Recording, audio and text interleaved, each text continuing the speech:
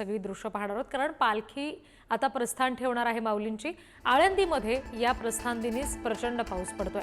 इंद्रायणी नदी सध्या दुथडी भरून वाहतीये। ही दृश्य आपण बघतोय, सगळे वारकरी आहेत, प्रचंड पावसाने हजेरी लावलेली आहे। भक्ती सोपान पूल पाण्याखाली गेलेला आहे। मुसळधार पावसामध्ये हा प्रस्थान सोहळा आता थोड्या वेळात सुरू होणार आहे। आणि याच ठिकाणाहून आपले प्रतिनिधी तुषार झरेकर आपल्याशी जोडले गेलेले आहेत, त्यांच्याशी आपण बोलणार आहोत। तुषार, प्रचंड वारकऱ्यांची गर्दी खरं तर आज इथे आहे, प्रस्थान दिन आहे माऊलींच्या पालखीचा, पण पावसाने सुद्धा हजेरी लावलेली आहे। काय एकंदरीत वातावरण? नक्कीच आपण जर पाहिलं तर मी सध्या इंद्रायणी नदी तीरावरती आहे आणि या ठिकाणी इंद्रायणी नदी आहे ती दुथडी भरून वाहतीये। तर दुसरीकडे सर्वात महत्त्वाचं म्हणजे या इंद्रायणी नदी दुथडी भरून वाहताना प्रशासनाची ही मोठी दमछाक होतीये। माझ्या समोर देवस्थानचे प्रमुख विश्वस्त स्वामी निरंजननाथ आहेत। स्वामी, एकंदरीत या ठिकाणी आपण पाहिलं तर इंद्रायणी नदी दुथडी भरून वाहतीये, काय एकंदरीत प्रशासनाला आपण सूचना केल्या होत्या, प्रशासनाने कोणती गोष्ट खरं तर ऐकली नाही, त्यामुळे ही वारकऱ्यांचे हाल मोठ्या प्रमाणात। रात्री 3 वाजेपासून पावसाचा जोर वाढलेला आहे। आपण प्रशासनाला सूचना केल्या होत्या, त्या अंमलात आलेल्या आहेत। जुना जो भक्ती सोपान पूल होता तो काही वेळात पाण्याच्या आत जाण्याची शक्यता होती, त्यामुळे आपला तो निर्णय योग्य झालेला होता।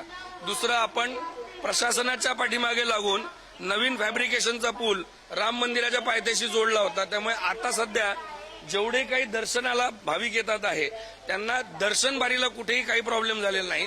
पण एकंदरीत नदीच्या पात्राची वाढलेली क्षमता आणि त्याच्यामुळे दिंड्यांची जी नगर प्रदक्षिणा असते तो मार्ग आपल्याला तात्काळ बंद करावा लागणार आहे।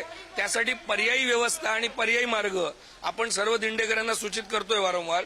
आपली या चॅनलद्वारे विनंती आहे सर्व वारकऱ्यांना की शक्यतोवर त्यांनी इंद्रायणीच्या तटावर, इंद्रायणीच्या घाटावर स्नानाला येणं तात्काळ थांबवावं, कारण की पात्र अचानकपणे वाढलेलं आहे। नवीन स्कायवॉक यावर्षी सुरू करण्याचा निर्णय आपला आजही आपल्याला म्हणजे माऊलींच्या कृपेने योग्य ठरलेला आहे, त्यामुळे परत दर्शन बारीला काही प्रॉब्लेम नाही सध्या तरी। पण पाण्याची पातळी जर वाढता आली आणि अशी जर वाढत राहिली तर दर्शन बारीचा सुद्धा मार्ग आपल्याला बदलावा लागेल।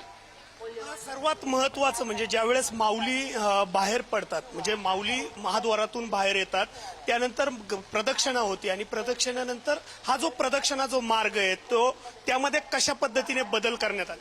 सध्या तर आता पाण्याचा रोष पाहता आपण अजूनपर्यंत तर काही घोषणा केलेली नाही, परंतु पाण्याचा जोर जर असाच चालत राहिला तर त्यामध्ये सुद्धा तात्काळ त्या सूचना देऊन तो सुद्धा मार्ग आपल्याला बदलावा लागणार आहे।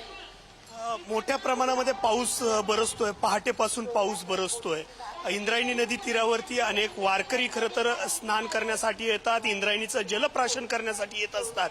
मात्र आता आपण आव्हान काय खरं तर या संपूर्ण वारकरी समुदायाला? कदाचित हा एक चांगला कारण मिळालं की आपण इथे आला आणि या निमित्ताने सर्व वारकऱ्यांना विनंती करतोय की त्यांनी पावसाचा जोर आणि नदीच्या पाण्याचा प्रवाह वाढता आहे असं बघता इंद्रायणी तटावर स्नानासाठी, इंद्रायणी तटावर दर्शनासाठी, तीर्थप्राशनासाठी येणं बंद करावं, हे आवाहन आम्ही करतोय आपल्या चॅनलच्या माध्यमातून। नक्कीच जर आपण पाहिलं तर या इंद्रायणी नदी तीरावरती मोठ्या प्रमाणामध्ये जे भाविक आहेत ते स्नान करण्यासाठी येत असतात, जलप्राशन करण्यासाठी येत असतात।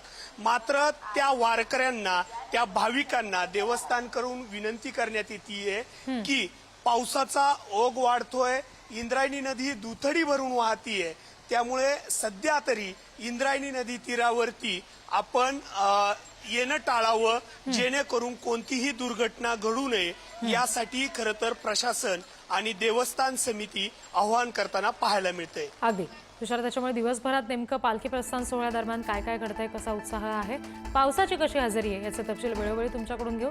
सध्या धन्यवाद दिलेल्या माहितीसाठी।